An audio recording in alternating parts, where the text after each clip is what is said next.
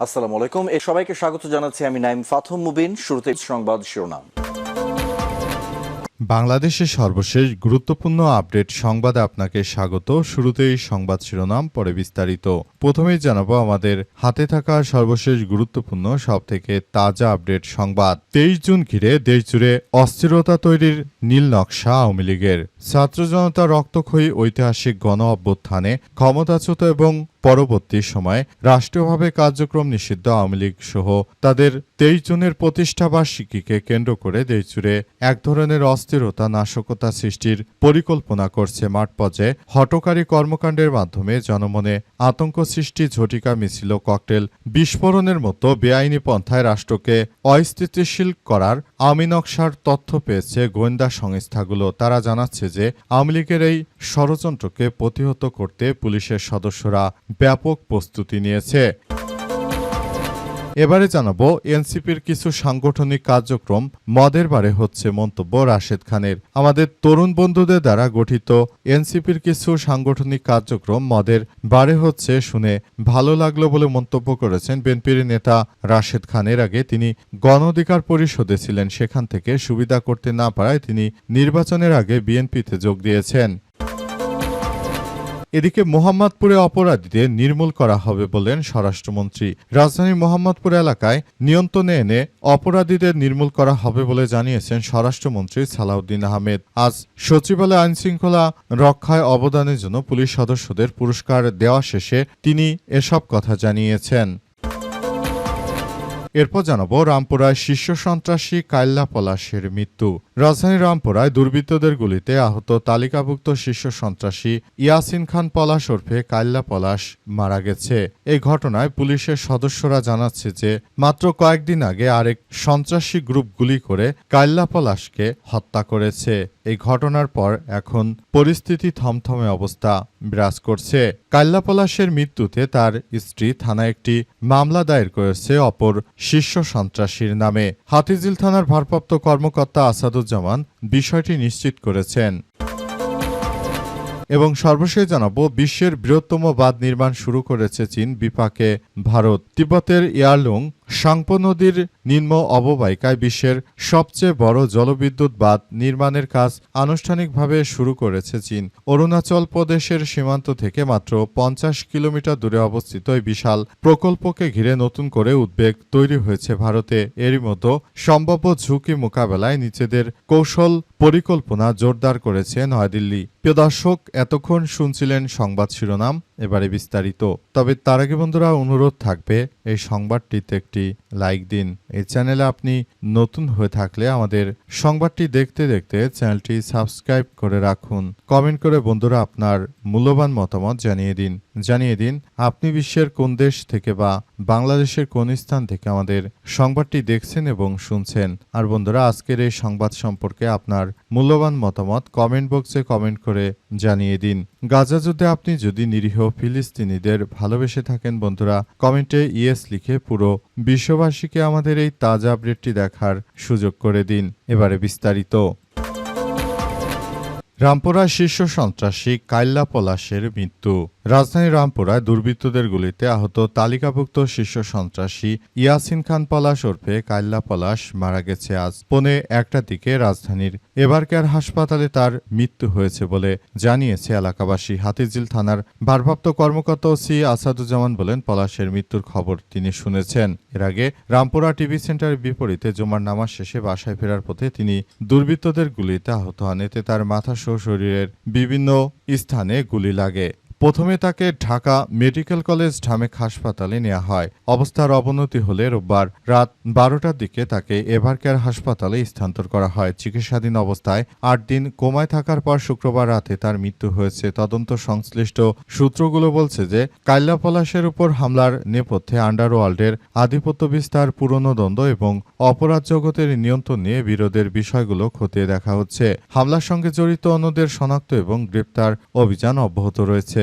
পলাশ গুলিবিদ্ধ হওয়ার পরদিন তার স্ত্রী মাহমুদা খানম বাদী হয়ে হাতিঝিল থানায় হত্যা চেষ্টা মামলা করেন। মামলার আরেক শীর্ষ সন্ত্রাসী জিশান সহ 11 জনের নাম উল্লেখ করা হয়েছে। এছাড়াও আরও 7 থেকে 8 জনকে অজ্ঞাত আসামি করা হয়। ঘটনায় ইতিমধ্যে 2 জনকে গ্রেপ্তার করেছে আইন শৃঙ্খলা রক্ষাকারী বাহিনীর সদস্যরা এবং যাদেরকে আটক করা হয়েছে তাদেরকে যথাযথভাবে থেরাপি দেওয়া হচ্ছে। এই সন্ত্রাসীরা মূলত দেশজুড়ে এই ধরনের অনাকাঙ্ক্ষিত ঘটনাগুলো ঘটিয়ে বেড়াচ্ছে। তাদের উদ্দেশ্য হচ্ছে তারা দেশের মধ্যে বিশৃঙ্খল পরিস্থিতি সৃষ্টি করে তারপর তারা দেশের মধ্যে একটি ত্রাসের রাজত্ব সৃষ্টি করতে চায়।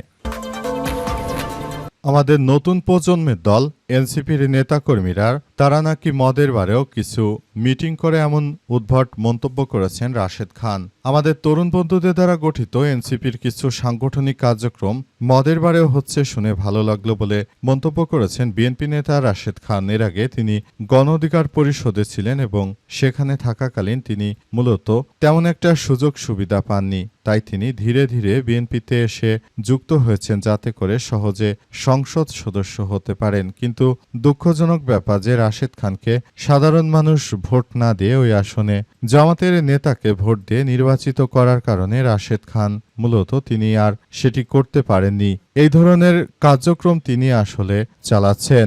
নতুন করে তিনি এনসিপির পিছনে লেগেছেন, কারণ তিনি এনসিপিকে জামাতের প্রোডাক্ট বলে নানা সময় কটূক্তি করেন। এছাড়াও তার কার্যক্রমের বেশিরভাগ সময় তিনি শুধু এনসিপির সমালোচনাই করে থাকেন এবং তিনি মূলত চান যে আসলে এনসিপি তারা যেন জামাতের সঙ্গে কোনো সঙ্গ না দেয়। মূলত রাশেদ খান এমন কিছু বলতে চাইছেন, সরাসরি না বলতে পারলেও তিনি আকার ইঙ্গিতে এটাই বোঝানোর চেষ্টা করছেন। কিন্তু শেষ পর্যন্ত এনসিপির নেতৃত্ববৃন্দরা তারা 11 দলীয় জোট ছাড়বে না বলে নিশ্চিত করেছে। তাই রাশেদ খানের এমন উদ্ভট পাগলের পোলাপ বক্তব্যগুলোকে কেউ আসলে ভালোভাবে নিচ্ছে না। রাশেদ খানের মতো যারা ব্যক্তিত্ব রয়েছেন তারা অতীতে গণ অধিকারে থাকলেও এখন এই মুহূর্তে যেহেতু বিএনপি ক্ষমতায় গেছে তাই তাদের চাটুকারিতায় ব্যস্ত রয়েছে এবং এনসিপির বিরুদ্ধে প্রতিনিয়ত মিথ্যাচার করে বেড়াচ্ছে এই দলটি।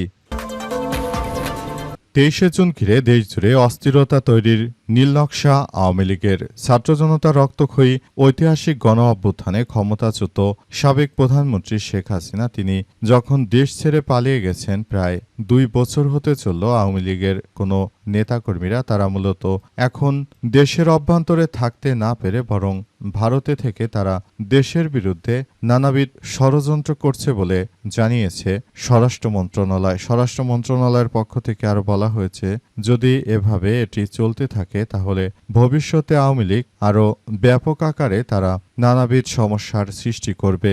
সুতরাং তাদেরকে যে কোনো মূল্যে প্রতিহত করার ঘোষণা দেওয়া হয়েছে। স্বরাষ্ট্র মন্ত্রণালয়ের পক্ষ থেকে আরো বলা হয়েছে যে আওয়ামী লীগের এই ধরনের কার্যক্রম আমরা কোনোভাবেই মেনে নিতে পারি না। তাই আওয়ামী লীগের এই বিষয়গুলো নিয়ে আমরা খুবই গুরুত্ব সহকারে ভাবছি। যদি সরকার আগামী 23 তারিখে আওয়ামী লীগের প্রতিষ্ঠা বার্ষিকী উপলক্ষে পুলিশের বিভিন্ন মহলকে চিঠি দেওয়া হয়েছে যাতে করে তারা সবাই সতর্ক অবস্থানে থাকতে পারে, যাতে করে কোনো সন্ত্রাসীরা আর কোনো সন্ত্রাসী কার্যক্রম চালাতে না পারে, সেই ব্যাপারগুলো খুবই গুরুত্ব সহকারে দেখা হচ্ছে।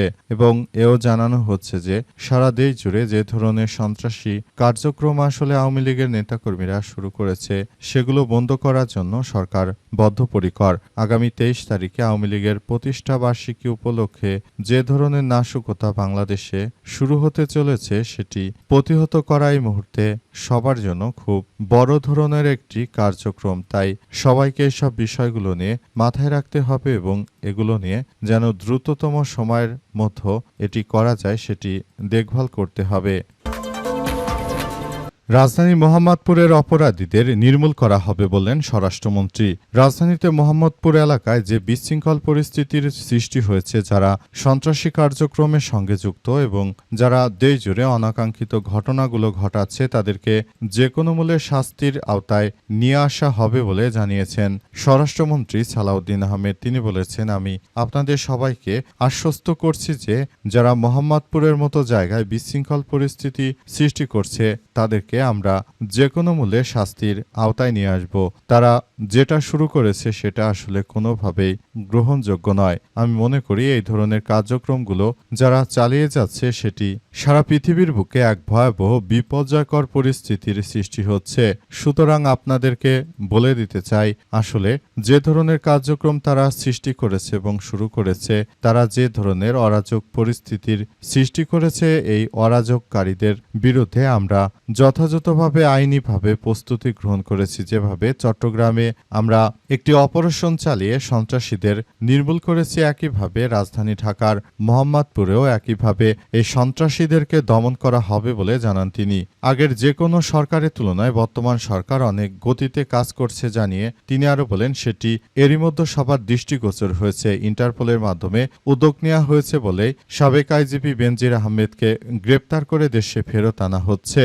সুতরাং আপনাদের আমি আশ্বস্ত করতে চাই যে বেনজিরের মতো সন্ত্রাসীদের যেহেতু আটক করে দেশে ফেরত আনা হচ্ছে, সুতরাং আমরা চাইলেই মোহাম্মদপুরের মতো ওই জঙ্গি গোষ্ঠীদেরকে দমন করতে আমরা অনেক বেশি তৎপরতা ভূমিকা রাখছি এবং আমরা চাই এই তৎপরতা কার্যক্রম চালিয়ে আমরা মূলত এদেরকে শাস্তির আওতায় নিয়ে আসতে এবং শাস্তির আওতায় নিয়ে আসার মধ্য দিয়ে আমরা পুরো পরিস্থিতিটি সুন্দরভাবে চালিয়ে যাওয়ার চেষ্টা করছি বলে জানানো হয়েছে।